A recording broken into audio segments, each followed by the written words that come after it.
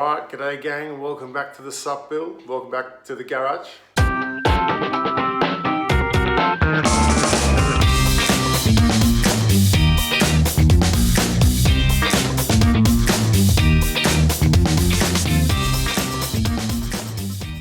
In the first episode, we built our recycled timber workbench, cut the scarves on the big plywood pieces, ready to make the hull panels. And we cut the scarves on the deck cleats, which join the hull panels to the deck.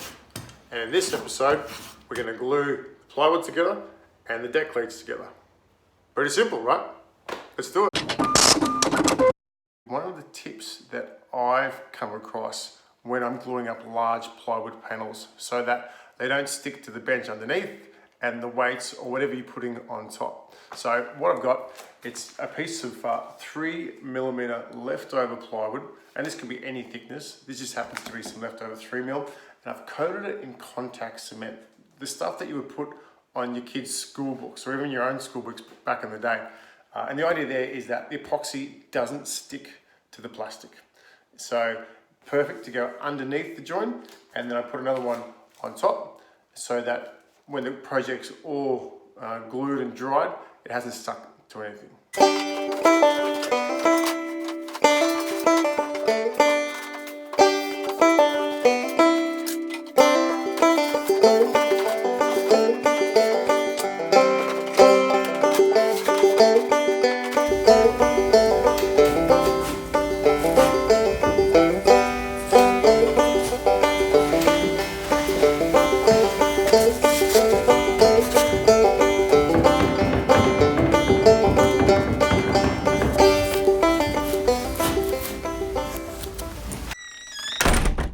So before we start the glue up, I'll show you what we need for this.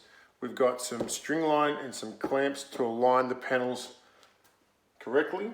We have our epoxy. Now this is a Surfset surfboard epoxy that works really well with timber. This is the stuff that some local guys here in Australia use when they're building hollow balsa surfboards. So really good, has a little bit of flex to it, really good product. My mixing container, I always use scales when I'm mixing epoxy to get it absolutely perfect in my ratios. Now, Surfset Flex epoxy is a 2:1 ratio, or 100 grams to 44 grams of resin to hardener. I've got my favorite stirring stick. I've got a disposable chip brush to brush on the epoxy before we mix in the wood filler. And this wood filler here is what we use to thicken the epoxy so that it has a stronger bond. All right, so before we start gluing up the panels, we need to make sure they're lined up. I've got a string line on the far side on panel A and one on panel B, and I've sided down that string line with the Mark 1 eyeball, and it's nice and straight. Next step from here is mixing up our epoxy. All right, it's time to start mixing up some epoxy, but first we've got to figure out how much we need. And remembering the Surfset Flex epoxy that I'm using, it needs 100 grams of resin to 44 grams of hardener, and keeping that ratio. So I reckon from experience, I'm gonna need about 100 grams here to get this job done. So I worked it out, that's 70 grams of resin and 32 grams of hardener for 102 grams all up. So let's get mixing. So what do you do when you're mixing epoxy for a couple of minutes? Listen to a bit of Aussie rock on YouTube, of course.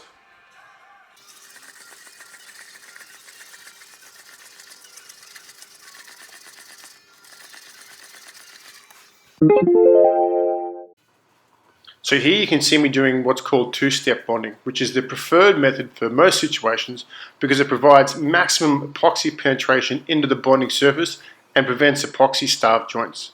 So you first apply some unthickened epoxy with the brush onto both surfaces.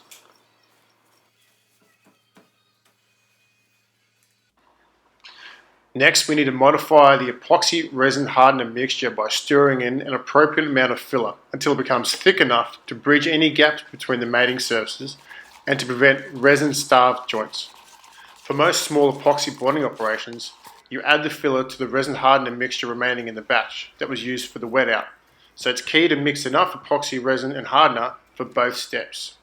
and then add the filler quickly after the surface is wet to allow for a shorter working life of the epoxy mixture.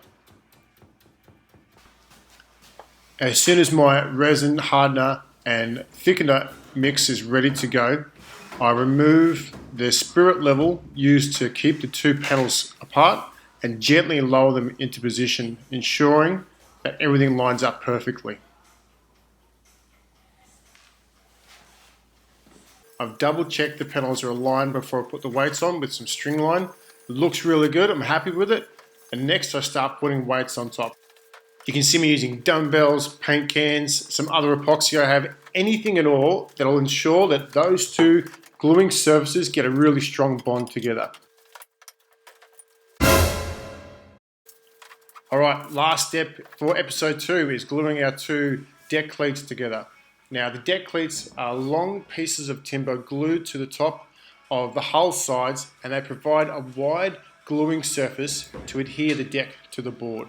So here you can see me lining them up, making sure they're straight with my long straight edge spirit level, and then using my brad gun with a couple of those small squares of plywood wrapped in sticky tape to hold the joint together whilst it dries.